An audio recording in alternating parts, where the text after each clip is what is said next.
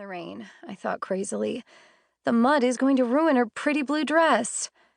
Not that I'd actually seen her in the dress. The manner in which she died demanded a closed casket. But I did pick the dress out of her closet. The screaming and the thunder continued. Someone lifted me, tried to drag me away from my mother. I fought them and clawed at their back with my hands.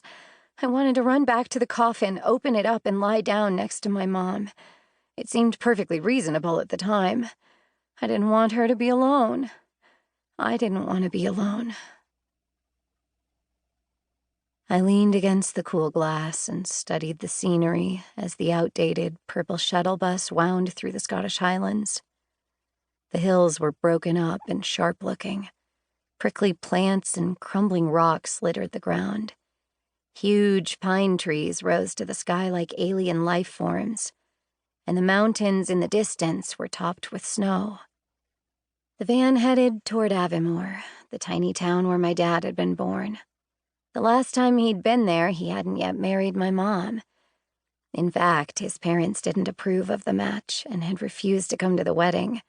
They never spoke again. And when my mom had me, she must not have felt the need to reach out to people who hated her. People I was now going to live with.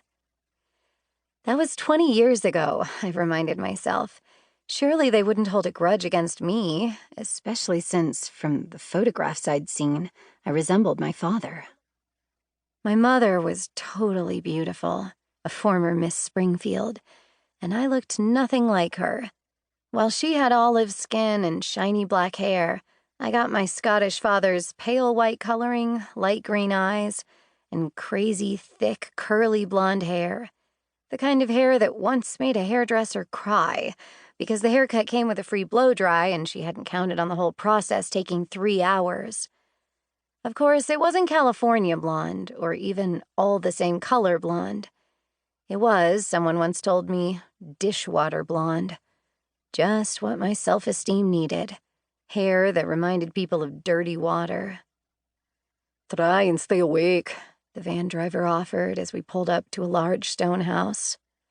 "The trick to besting jet lag is to get into the new time as quickly as possible.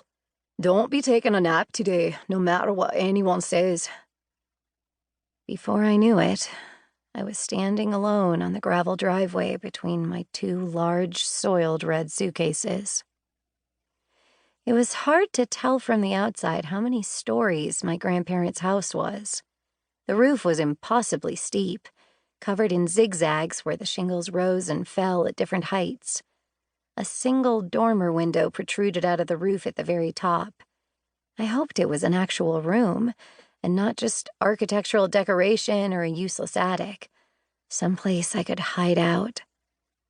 Large, flat rocks covered the walls of my grandparents' house, so slick with the constant Scottish moisture that moss grew in the cracks. The house appeared old but solid, like it could stand through any storm. I hoped I wasn't going to be the bad luck that brought it down. Before I could survey the house any further, my grandparents burst out the front door. I had been dreading this moment for days, because old people make me really uncomfortable, especially old people I've never met, and especially old people that might possibly hate me. Would they be hunched over one of those walkers with tennis balls on the bottom? Still have all their teeth? Would they be cold to me?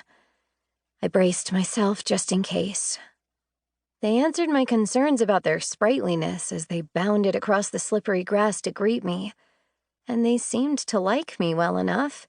They hugged and squeezed me, held me back at arm's length, admired me, squeezed me again, kissed me on each cheek, and clucked over me.